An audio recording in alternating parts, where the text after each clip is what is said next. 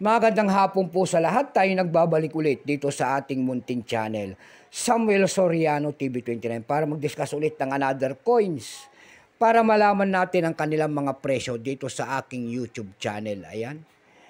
Maraming salamat po sa lahat ng ating mga sumusuporta dito sa aking YouTube channel. Lalo na po yung ating mga subscriber dyan. Kasi tayo po ay 1K subscriber na. Maraming salamat po sa inyong lahat. Ayan, napakalaking utang na loob ko po sa inyo. Ayan. Yun naman pong mga nagko-comment dyan dito sa aking YouTube channel. Ayan, yung mga hindi ko po nare-replyan, pasensya na po.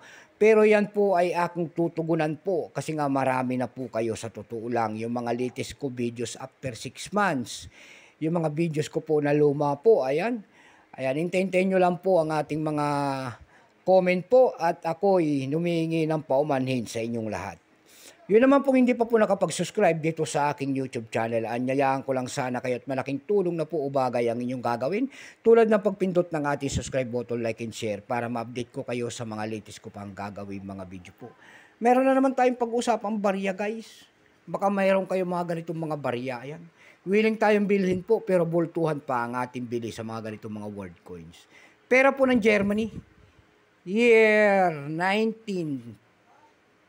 2010 pala, ayan, euro, 2 euro, ayan.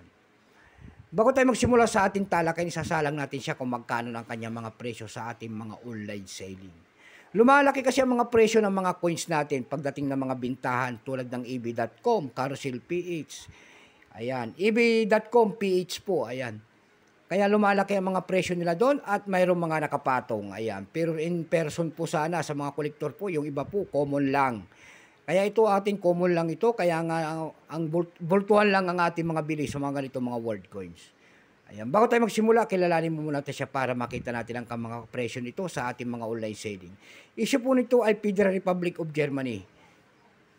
Period, Federal Republic, 1949 up to date po. Type nito Standard Circulation Coins years, 2008 hanggang 2024. Value nito, 2 euro. Currency euro, 2002 up to date po. Composition yan by metallic, nickel, brass, glad nickel, center and copper nickel ring. May bigat lamang itong 8.5 grams, may habang 25.75 mm. May kapal po naman itong 2.2 mm, hugis po bilog, orientation, medal alignment.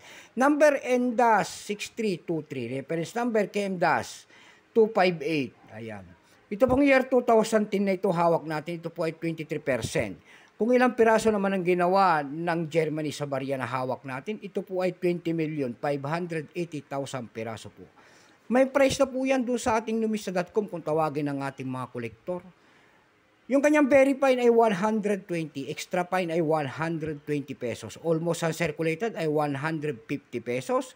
Ang circulated nito ay nagkakalaga po ng 250 pesos na. Tayo naman po ay dumako sa kanyang presyo sa ating mga online selling.